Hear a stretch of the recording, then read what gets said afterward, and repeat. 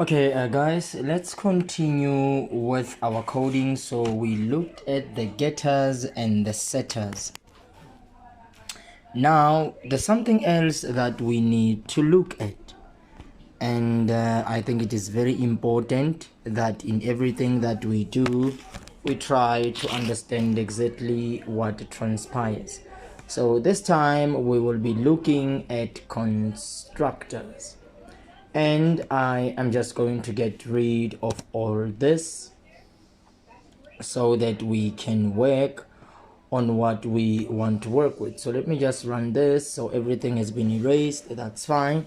So what are constructors? Now constructors are used to create objects. Constructors are a function that executes when a program or when an object is created. So what is the syntax of a constructor in Python? So in Python, for example, let me just have a class which I will call P. I'm just making an example. So you will say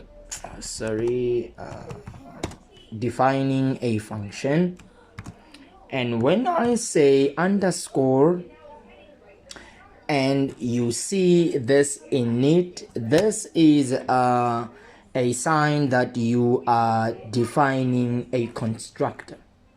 Very, very important. This is the syntax of defining a constructor, but we are not going to use that, of course. So we will look at the default constructors, which is a constructor that doesn't accept any argument. I think we spoke about this, and it can be used without even defining it, and we have been doing this from the very first tutorial in Python that we had.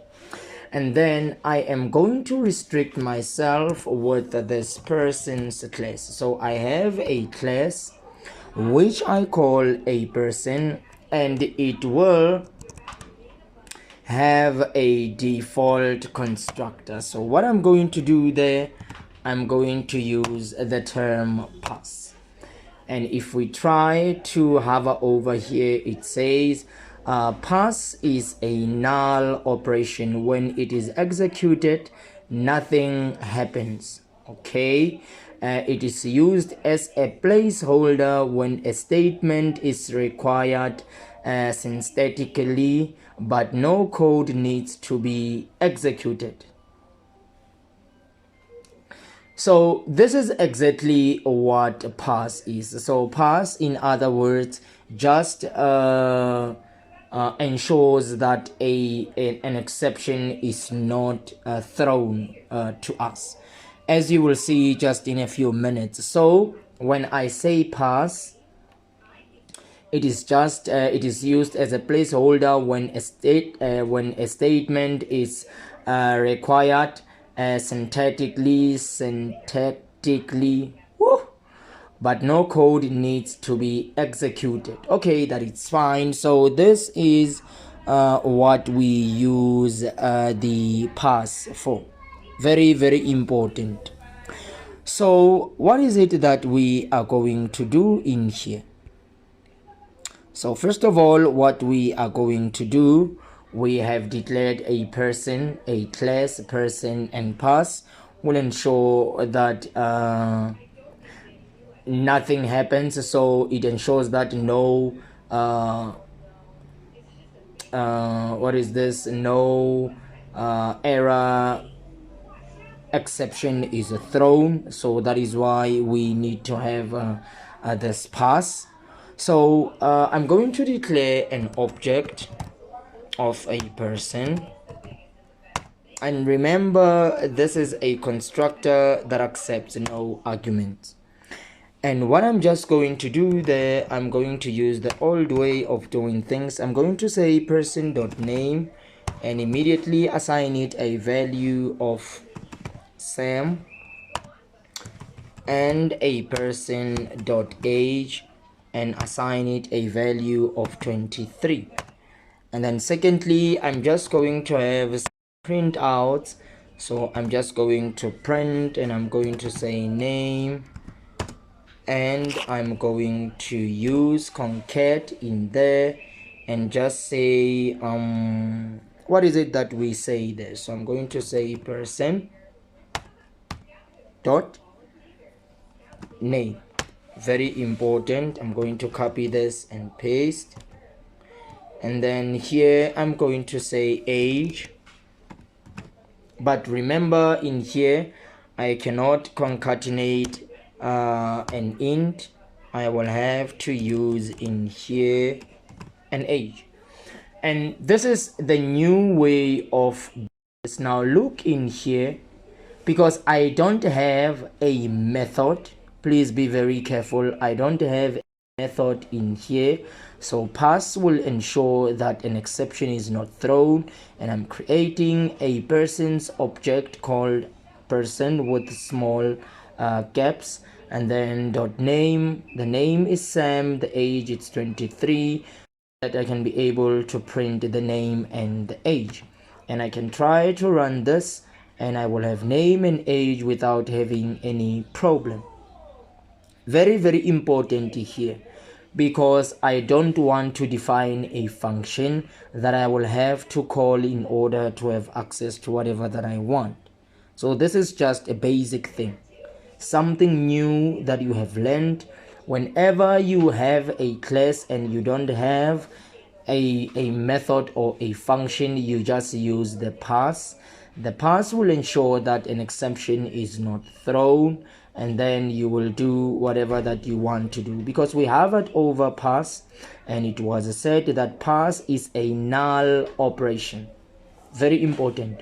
When it is executed, nothing happens. It is useful as a placeholder when a statement is required syntactically, but no code needs to be executed.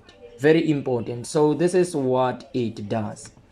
And if we don't put the pass in there, let's just comment this, and then when we comment that, in fact, let me also take it over there. When we try to run this, you will see an error will be thrown. So pass plays a very, very important part, because pass will ensure that no exception is thrown, because you don't have any method in here, and when you run this, everything will transpire just fine. Very, very important that we understand that. Now let us build on this. So what I'm going to do, I'm going to get rid of all this. Right, in this person's class I want to define a constructor, and a constructor, I'm going to use the definition of a constructor. Remember, this appears to be a function, the definition of a function. But when you say the init like that, the init tells you that this is a constructor. This is a default constructor that accepts no arguments. Very, very important. This is a reserved keyword for a constructor. As you saw when I did this, when I said underscore and I said init, there it is. And what is this? This is a constructor. And let us try to hover over here and see. So let's just wait for it to fetch some documentation. The base class of the class hierarchy, when called, it accepts no arguments and returns a new featureless instance that has no instance attributes and cannot be given any. So what is this? It is a constructor, a default constructor that accepts no argument. And then when this constructor is called, what it will do, it will just have a printout that says object created. Very, very important that we understand this. And then secondly, what we are going to do now, I'm going to use the self. Now remember, self will point to the object instance. So I'm going to use the self dot, and I'm going to say name there, and I'm going to assign it a value of unknown. So this is the name it's unknown, self dot age, and I'm going to assign age a value of 0. And then secondly, what I'm going to do there, I'm going to define another method which we call print data. This one was a constructor, this one it's a method, and the name of the method is print data. So the method also accepts no argument. So one argument is passed there, self, that will reference to the object instance. And then I'm going to say print, and what I'm going to say there is to say okay, name, and I'm going to use a comma, or I can concat if I want, because that name is a string. And I'm going to say self.name. Very good. And because I concatenated left, I will need to concatenate the right also. So this is okay, nothing more that I want. So this is just to say this is the name, copy this, come in here and have another print statement, and I'm going to say age, let me have some space, comma, it's required, self dot age there, and I am fine. Very, very important that we see this. So this one is a method that accepts no argument, but self will reference to the object instance. And then this one, it's a constructor that accepts no argument, and when this constructor is invoked, it will say print out object created. Very important. And then from there, let's create an object, person1 equals a person. So what am I doing here? A default constructor is called, right? And I'm going to say person1 dot, and then I'm going, okay, let me say person1, let me just say dot print data. Very important. So what is happening in here? Can somebody try to explain to me what is happening in here? Look what I have done here. This is a constructor, and inside of this constructor, self will reference to the object instance. There it is, person1.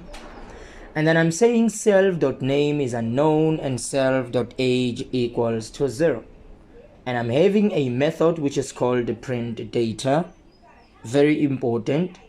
And then print data, there it is. What it will do, it will print out name and age. And this points out to self. Very important. Let me show you something here. So when I say self dot, look what I have access to, name and age. So name and age are already inside there. So when I say this is a default constructor that accepts no arguments, but inside of this constructor I am having name and I'm having age.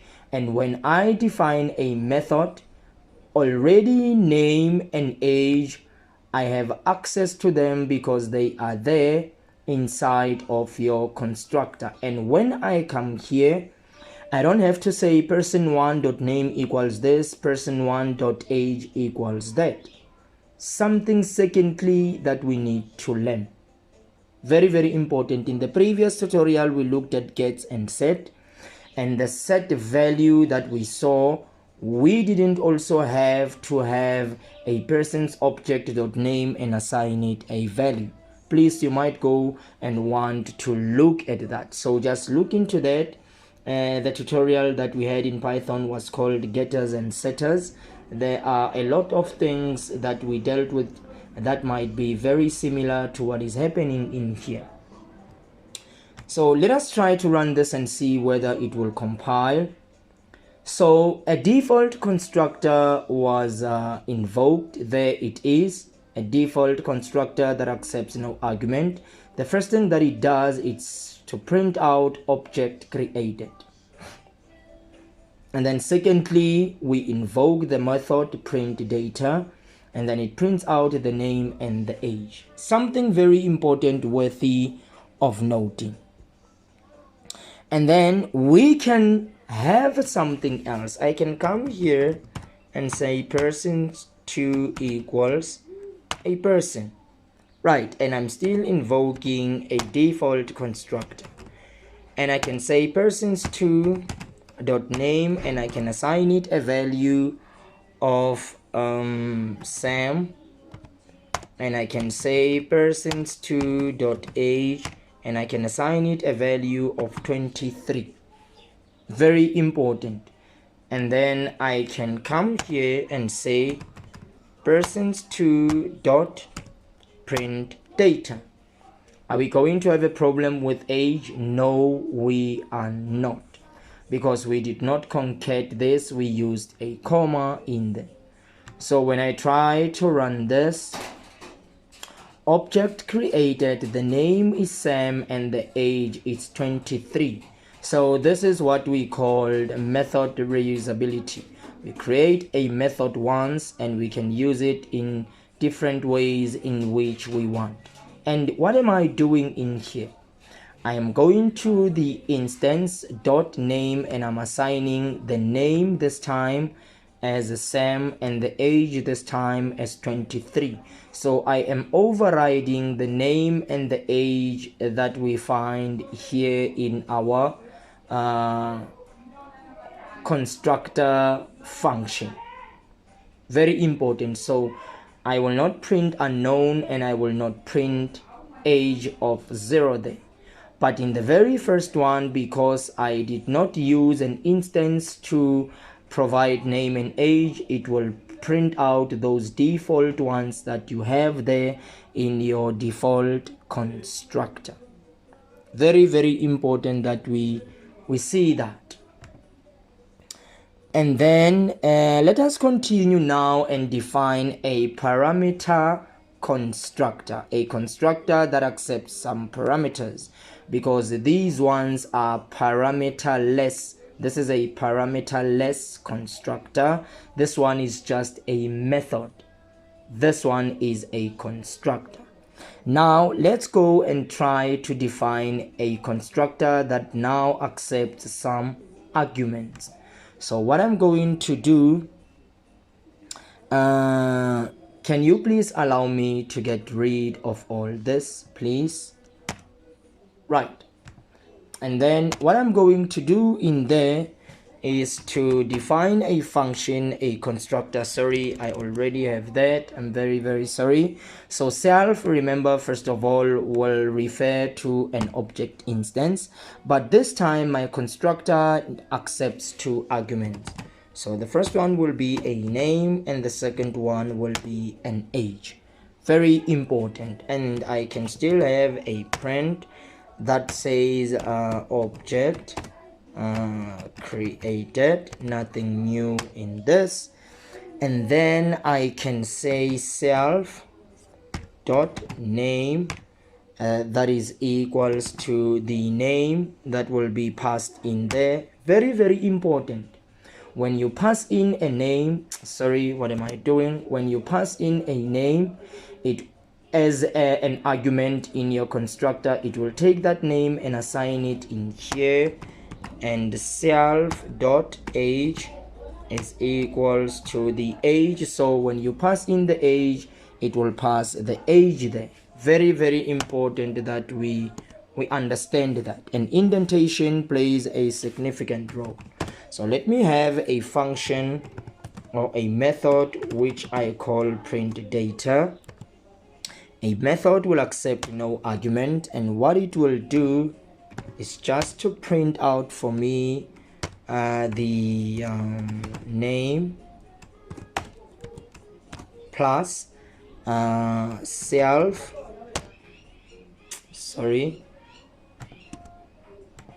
self.name. So which name will that be?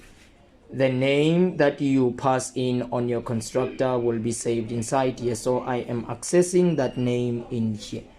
Very important. Copy this and paste.